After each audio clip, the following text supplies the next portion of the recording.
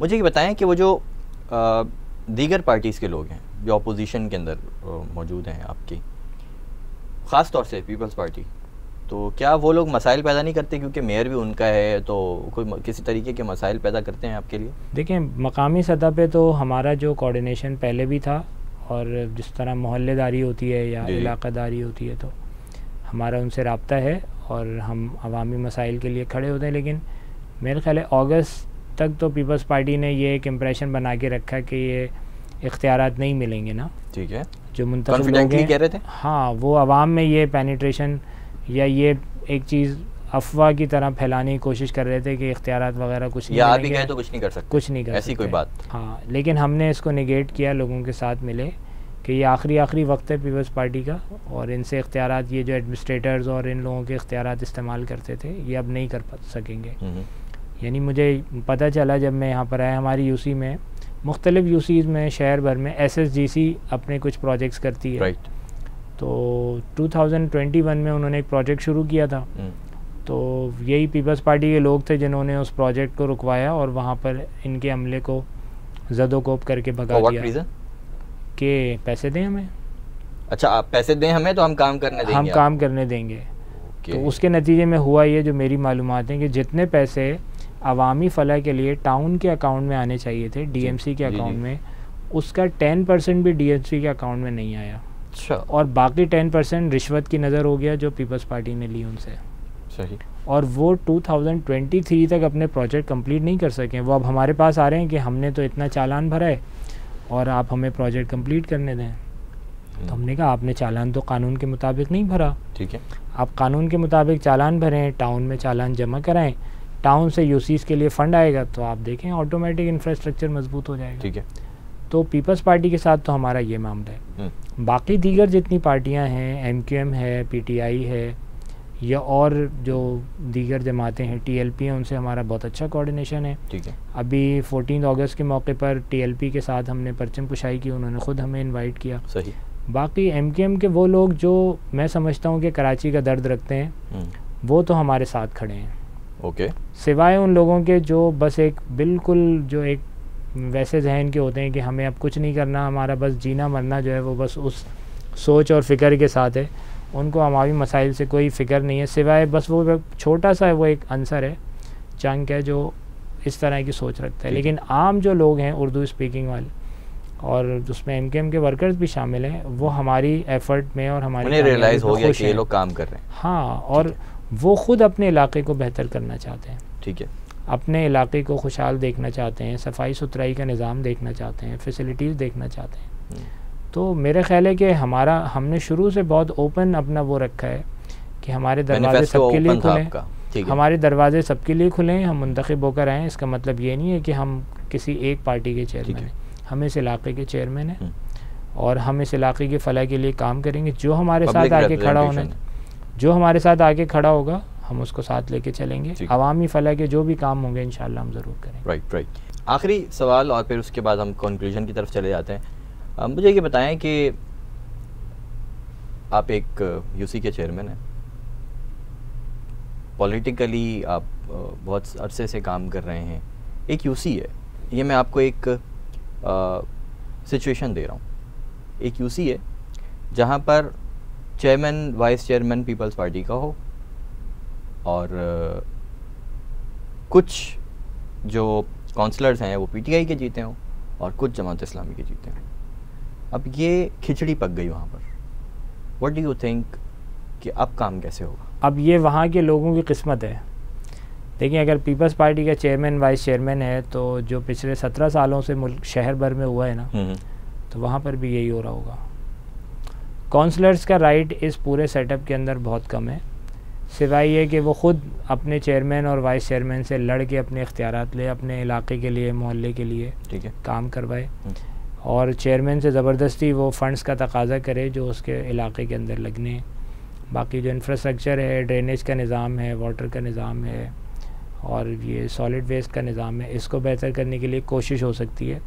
लेकिन मेरे ख्याल है कि जो राइट्स हैं वो तो चेयरमैन और वाइस चेयरमैन के पास है ज़्यादा। और ऐसे इलाके हैं, लेकिन इस तरह की खिचड़ी नहीं है। 2 लोग हैं, जैसे हमारी अपनी यूसी में जो है एक काउंसलर हमारे पीटीआई के हैं, वो हमारे साथ बहुत अच्छी कोऑर्डिनेशन में है, ठीक है, और हम बाकी जितने काउंसलर्स को जो फैसिलिटीज़ दे रहे हैं वही उन्हीं को प्रोवाइड कर रहे हैं। आपके 8 और फिर चेयरमैन वाइस चेयरमैन भी आपका, तो वो बेचारा एक है तो सहमा ही रहेगा ना, हाँ भाई इनके साथ ही चल लो। ये लेकिन फिर हम भी कोई इम्तियाजी सलूक नहीं कर रहे हैं, हम बिल्कुल उसको नहीं आप तो लेके चल रहे होंगे आई एम श्योर, लेकिन मैं एक बात कर रहा हूँ कि वो तो कोई मसला क्रिएट करेगा ही नहीं ना। हाँ। ये सोच के कि यार मैंने भी काम निकलवाना है अपने लोगों का जिनका वोट लिया, उनके वोट बढ़ाने की कोशिश करूँ उनके साथ मिलके, और ये तो वैसे ही काम करने वाले लोग हैं। लेकिन ये वाली सूरत हाल जो है ये बड़ी ख़राब है, ठीक है, और इसके अंदर नुकसान जो है वो सिर्फ और सिर्फ आवाम का होता है। या फिर इसको आप यूँ करते हैं कि जमात इस्लामी और पीटीआई, या फिर इसको ऐसा करते हैं कि जमात इस्लामी और पीपल्स पार्टी, पीटीआई और जमात इस्लामी हो तो उसके अंदर हम सोच सकते हैं कि वो सेटअप चल रहा होगा, बिल्कुल कोऑर्डिनेशन के साथ। लेकिन वो जो सेटअप है वो बड़ी खतरनाक सूरत हाल है, जो मैंने ट्राई का बताया ये भी, या फिर chairman vice chairman peoples party का हो और नीचे जो काउंसलर्स हैं सारे के सारे वो जमात इस्लामी के हो। वैसे ऐसी यूसीज कम है कराची में, क्योंकि वो जो 11 यूसीज के अंदर जो इंतखाब हुआ है ना बाद में, वहाँ के कुछ यूसीज के बारे में हमें रिपोर्ट हुई है कि इस तरह की सूरत हाल वहाँ पे बन गई है। जी बिल्कुल, क्योंकि ज़ाहिर है पीपल्स पार्टी ने जो चेयरमैन अपने जितवाने के लिए जो कुछ किया सबको पता है, हमें भी पता है, आपको भी पता है, तो उसके बाद उनके चेयरमैन बढ़ गए और काउंसलर्स बहुत सारी जगहों पर उनके कम है। तो ये वाली सूरत हाल के अंदर काम करना इंतहाई मुश्किल है। बिल्कुल। आप उन लोगों को जो ज़ाहिर वहाँ पर अगर जमात इस्लामी कोई आपके लोग हैं उनको आप क्या कोई दोस्ताना मशवरा दे सकते? भाई मशवरा उनके लिए यही है कि आप हिम्मत ना हारें और अवामी मसाइल के लिए आप आवाम के साथ उनसे अपने हक़ का मुतालबा करें, जो कि उनके उस वार्ड का बुनियादी हक़ है। ठीक है, उनके मसाइल को लिस्ट डाउन करें, लोगों के साथ मिलें, उनके साथ जाके चेयरमैन से बात करें, और अगर वो नहीं सुनता तो आगे टाउन में बात करें, टाउन से भी नहीं होता तो ऊपर मेयर, यानी हर जगह तो सिस्टम तो मौजूद है ना। और आप इस तरह बात करें उससे, अपने कभी सख्ती से और कभी नरमी से आप सिस्टम तो चलाएं, आवाम के दरमियान रहें। आवाम के दरमियान रहें, ये एक अच्छा मशवरा है कि आवाम के दरमियान रहें, कुछ भी हो आवाम को जिसको हम लेम में कहते हैं मुँह देते रहें, तो उनके दरमियान मौजूद रहें। ठीक है, कंक्लूजन की तरफ आते हैं और फिर आखिर में आपका कोई मैसेज है तो उसके पूरे प्रोग्राम के अंदर जो हमने जो बात की उसके अंदर क्रक्स जो समझ में आता है वो ये है कि जमात इस्लामी ने लोगों को उम्मीद दिलाई, उम्मीद दिलाने का काम अब भी कर रही है। उसके अंदर मज़ीद कोई चीज़ आप ऐड करना चाहें तो वो कर सकते हैं, और फिर आप आखिर में आवाम के लिए कोई मैसेज? भाई इसमें देखें, इंसान को अपनी हालत पे गौर करना चाहिए, और खुदा ने आज तक उस कौम की हालत नहीं बदली, न हो जिसको ख्याल आप अपनी हालत के बदलने का। और इकबाल का वो शेर है, यकीन महकम अमल पे हम मोहब्बत फातह आलम, जिहाद जिंदगानी में यही कौमों की तब्दीली। बिल्कुल ऐसे ही। तो इसकी मिसाल बने, क्योंकि देखें ये इसके बग़ैर जो है ना वो ज़िंदगी नहीं है।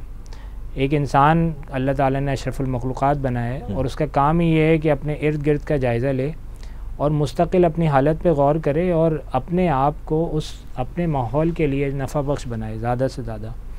अल्लाह ताला ने इंसान को, और इंसान वो भी जो मुसलमान है, अल्लाह ताला का मुक़र्रब है, रसूल अल्लाह का उम्मती है, उसकी ये ज़िम्मेदारी है कि पूरे माशरे को साथ लेके चले, उसको लीड करे।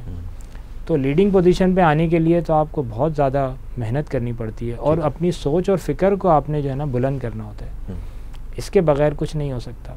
और अपनी हर कोशिश और अपनी हर काम में अल्लाह ताला के साथ, अल्लाह ताला से मदद मांगें और मायूसी को अपने करीब ना फटकने दें, क्योंकि उम्मीद है तो इंशाअल्लाह आप उसको हासिल कर लेंगे।